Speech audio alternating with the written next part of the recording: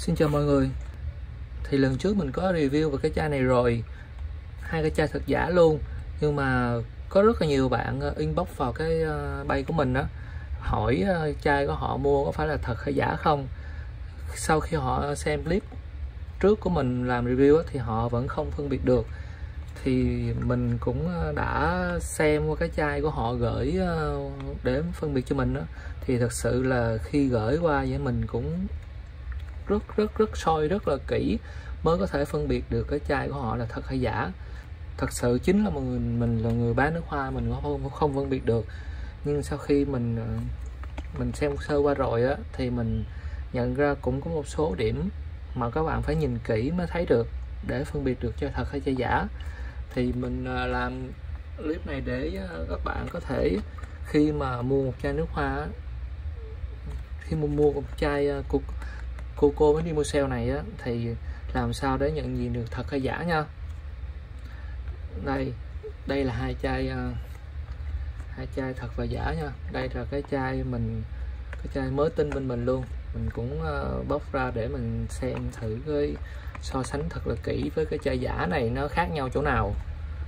Rồi thì mình có soi bên ngoài rồi, hai chai bên ngoài hợp nhìn rất là giống, nhưng mà mình thấy là chỉ có cái hộp của cái chai chính hãng này á thì nó hơi ngà vàng tí xíu, còn cái hộp của cái chai giả này á thì nó hơi trắng hơn cái chai thật này.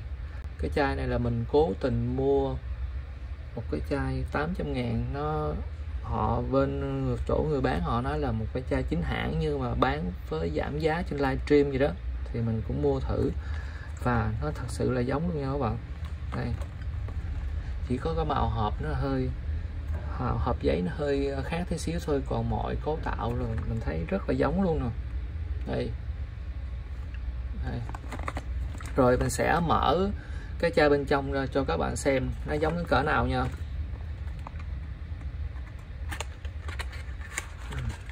Đây, lấy miếng lót qua cho các bạn xem luôn. Mình cũng thật sự là bất ngờ vì nó giống đến như vậy luôn các bạn. Hai cái miếng lót bên trong nè các bạn.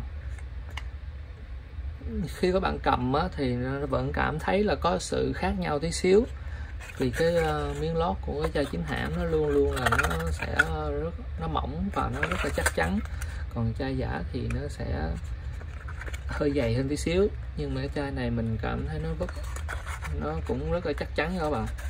Tại vì hai chai này thật sự là mình nói là nó thật là giống luôn ngay từ đầu luôn. Rồi mình sẽ soi hai cái chai nha. Đây các bạn nhìn đi, các bạn nhìn thử nha, các bạn nhìn thử hai cái chai này xem có điểm gì phân biệt được không nha. Mình sẽ chỉ cho các bạn cái điểm nào khác giữa hai chai này. Đây, để mình để gần cho các bạn xem. Đây là chai giả, các bạn xem ra chai giả nha. Đây các bạn xem qua chai chính hãng, xem qua chai chính hãng. Đây là chai giả. Khi mới cầm hai chai lên mình không thể phân biệt luôn các bạn. Thật sự là mình phải lấy một cái chai chính hãng của mình ra, mình phải soi từng ly từng tí thì mình mới phát hiện ra được. Đây đó, các bạn nhìn sơ qua một vòng nha. Đây, chai này có code nha các bạn. Đây, một chai giả mà có code khắc trên chai luôn. Đây, code khắc luôn. Đây,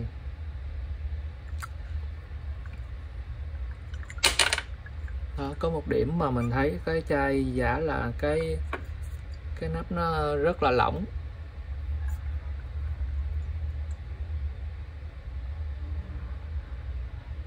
Đây, cái chữ bên dưới đít chai đây, chai giả nó rất là rõ ràng, chữ rất là đẹp, nhìn nó còn nét hơn là chai chính hãng các bạn. Nhưng mà mục đích của cái chai chính hãng này họ cố tình dập chìm như thế này thôi, chứ không phải là rõ nét như chai bên đây đó, các bạn nhìn nha. Rồi mình sẽ chỉ cho các bạn những cái điểm mà nó sẽ khác nhau giữa hai cái chai này nha. Thực sự nhìn qua là rất là giống luôn. từ cái miếng dán logo mình hay review nè, từ cái ống xịt bên trong cũng rất là trong luôn, tới cái mã code phía sau này cũng có luôn. Bởi vậy khi các bạn xem clip trước của mình đó, khi mà người ta mua một cái chai nước hoa, người ta không biết thật giả, người ta hỏi mình cũng nhìn qua hình mình cũng phân vân, không biết là nó giả hay thật nữa, mình chỉ đoán được khoảng 90% thôi. Nhưng mà khi mà giờ mình mua được cái chai giả này về rồi á, thì mình sẽ review cho các bạn xem, chắc chắn là nó là khi các bạn mua là mình sẽ phân biệt được ngay. Rồi mình sẽ chỉ cho các bạn điểm khác nhau giữa hai cái chai này nha. Một cái thứ nhất á, là về cái độ thủy tinh. Cái độ thủy tinh của cái chai chính hãng á thì nó rất là mỏng, nó rất là vừa, không phải là mỏng lắm nữa mà nó rất là vừa. Còn cái độ thủy tinh của cái chai giả này á thì nó rất là dày nha các bạn. Khi mà nhìn qua hình đó, các bạn cũng thấy được cái độ thủy tinh của cái chai giả này nó dày hơn nè.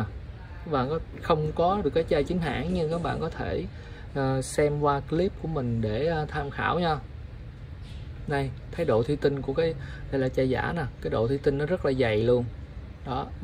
Các bạn có thể nhìn cái độ thủy tinh nó dày thông qua clip của mình nha. Các bạn không có cái chai chính hãng để mà so sánh được, nhưng các bạn có thể xem qua tham khảo clip mình để biết được cái chai chính hãng nó như thế nào.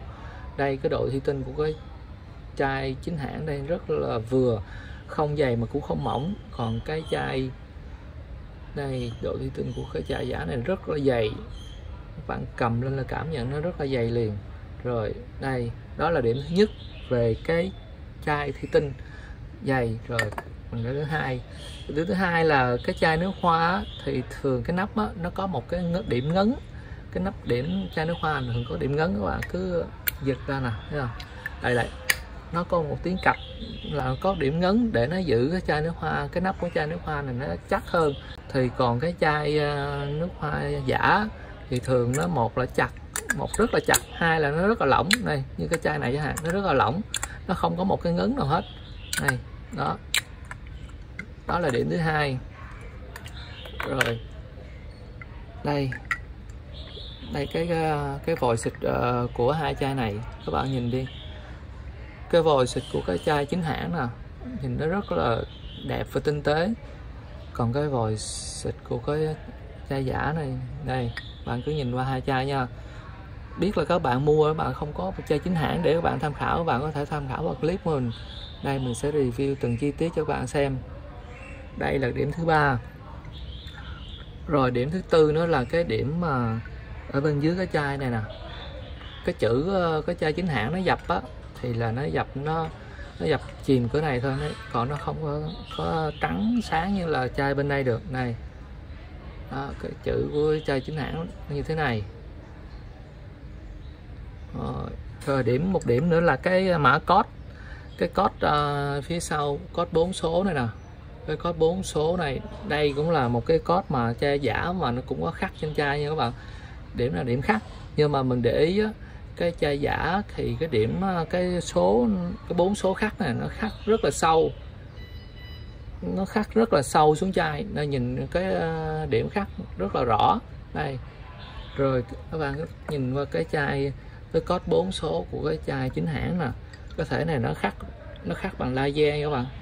Mình không biết nó khắc bằng gì, nhưng mà mình nghĩ nó khắc bằng laser, nên cái điểm khắc của nó rất là cái code 4 số khắc nó không có đi sâu xuống chai, nó chỉ là nằm ở trên cái bề mặt thôi. Nó cũng là một điểm khắc đó, nhưng mà nó chỉ là khắc nhẹ xuống chai thôi nha các bạn. Đây, nên nhìn cái 4 số khắc này nó rất là mờ, nó mờ hơn là cái code bên kia. Đây, còn cái code này nó khắc rất là sâu, nhìn rất là rõ. Đây, code 4 số ở đây nè, khắc rất là sâu. Đấy. Rồi thì nãy giờ là những cái điểm mà mình review về hai cái chai Coco Medium Cell Air Perfume này nha. Thì đây là cái chai mà mình nói là nó thật sự là giống cái chai chính hãng luôn. Sau khi mình cầm mà mình nhìn sơ qua là mình không biết được điểm nào mà điểm giả luôn á, thì mình phải soi qua cái chai này thì mình mới phát hiện ra được. Thì mong là các bạn khi mua một chai nước hoa á, thì cứ xem qua clip của mình để tham khảo cái chai chính hãng nó như thế nào nha. Thì cái clip trước á, thì nó chưa có được rõ ràng lắm, nhiều bạn vẫn phân vân là không biết cái chai của mình là cái chai chính hãng hay không, vì cái chai của họ cũng mà họ mua rất là rẻ nhưng mà rất là giống cái chai của mình review. Do những lần trước mình không có chỉ ra những cái điểm khác mà cái chai gọi là thật sự là giống á, mình không có chỉ ra những cái điểm đó cho các bạn biết, nên các bạn cứ phân vân là không biết là chai mình hay là chai của họ là chai thật hay chai giả, mà họ mua được cái giá rất là rẻ trong khi chai bên mình bán thì rất là mắc. Rồi thì các bạn xem qua cái này thì nhớ thấy hay á thì để cho mình lại một like nha, và nhớ subscribe cái kênh của mình để theo dõi những clip mà phân biệt thật giả sau nha. Rồi cảm ơn các bạn đã xem.